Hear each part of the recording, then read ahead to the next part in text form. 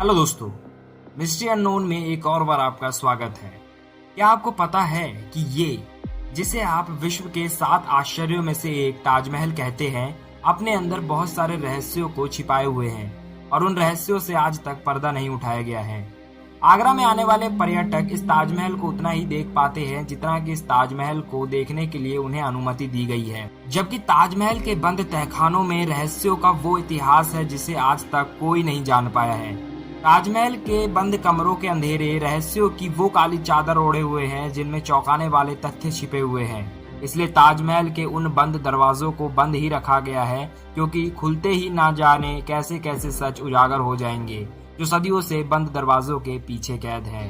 कहते हैं कि ताजमहल का निर्माण सन 1632 में शुरू होकर सन 1648 में खत्म हुआ था, लेकिन इसका पुख्ता सबूत किसी के पास भी नहीं है। पुरुषोत्तम नागेश ओक, जो कि एक विश्व प्रसिद्ध इतिहासकार है, का तो कहना है कि इस ताजमहल को मुगल सम्राट शाहजहां ने बनवाया ही नहीं। उनका ये भी कहना है कि मुगल सम्राट शाहजहां ने यहाँ अपनी महामूल्य संपत्ति छिपाई थी, जिसे दुश्मनों से सुरक्षित रखने के लिए यहाँ बेगम मुमताज के शव को दफनाया गया, ताकि मकबरा समझकर कोई दुश्मन इस पर आक्रमण ना करे। ताजमहल के ऐसे ही कई रहस्यों से आज हम पर्दा उठाएंगे, जिसे ना जाने कितने इतिहासकारों ने तलाशने की कोशिश की है। इतिहासकार पुरुषोत्तम जी का कहना है कि ये ताजमहल मुगल सम्राटों के भारत आने से पहले एक प्राचीन शिव मंदिर हुआ करता था, जिसका नाम तेजो महालय था।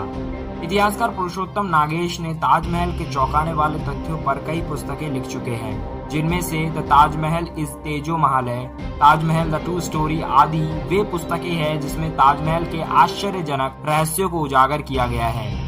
इतिहासकार ओक ने अपनी पुस्तकों में लिखा है कि प्राचीन इमारत ताजमहल में ऐसे अनेक प्रूफ मिले हैं जो ताजमहल को तेजो महालय शिव मंदिर होने की पुष्टि करते हैं।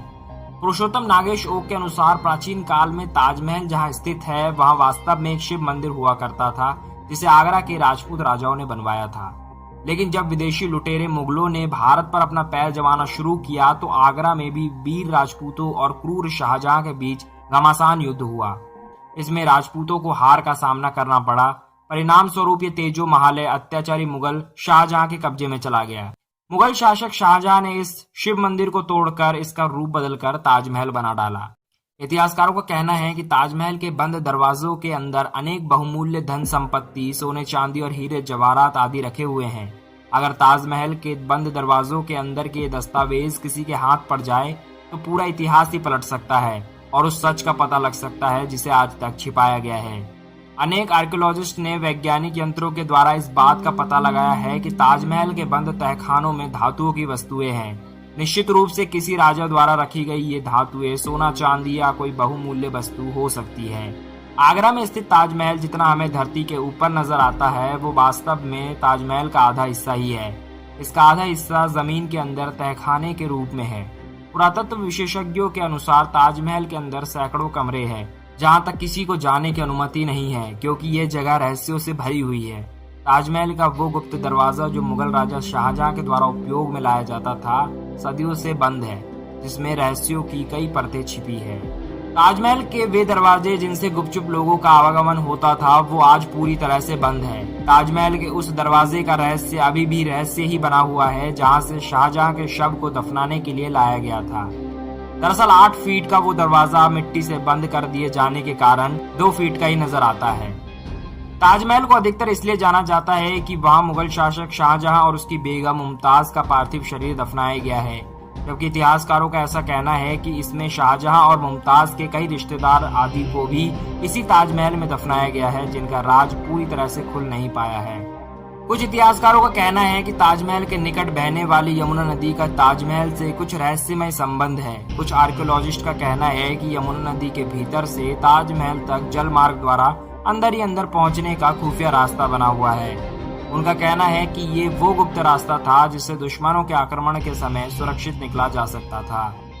ताजमहल को इस तरह से बनाया गया है कि ये चंद्रमा की किरणों से पूरी तरह जगमगाता रहता है। प्राचीन भारतीय आर्किटेक्ट्स ने इस प्योर इंडियन स्ट्रक्चर को बनाते समय ऐसी व्यवस्था की है कि चंद्रमा की प्राकृतिक किरणें ताजमहल के कोने कोने तक फैली रहती है। चांद के प्रकाश में नहाया हुआ ताजमहल देखने में ऐसा लगता है कि चांद आकाश में ताजमहल को प्रकाशित करने के लिए ही उगा हो। तो दोस्तों, आपने इस वीडियो में जाना ताजमहल से जुड़े कुछ ऐसे रहस्यों के बारे में जिसका सच लोगों के सामने आना अभी भी बाकी है। हालांकि ये सारी धारणाएं कितने प्रतिशत सच है इसका पता तो तब लग सकता है जब सच सामने आएगा। लेकिन हमारे देश में मुगल इमारतों के अंदर से जिस हिसाब से मंदिरों के चिन्ह मिल रहे हैं, उसको देखते हुए ये कहना गलत नहीं है कि इतिहासकार पुरुषोत्तम नागेश ओक की धारणा सच भी हो सकती है। हमारे कमेंट बॉक्स आप लोगों के लिए हमेशा खुले हैं। ताजमहल के ऊपर आपकी क्या राय है, हमें कमेंट करके ज़रूर बता सकते हैं। और अगर आपने अभी तक हमारे वीडियो को लाइक नहीं किया है तो हमारे वीडियो को लाइक ज़रूर करें। अगर अभी तक आपने हमारे चैनल को सब्सक्राइब नहीं किया है तो हमारे चैनल को सब्सक्राइब जल्दी से जल्दी कर लीजिए, अगर आप ऐसे ही वीडियो फ्यूचर में भी चाहते हैं तो। वीडियो देखने के लिए धन्यवाद।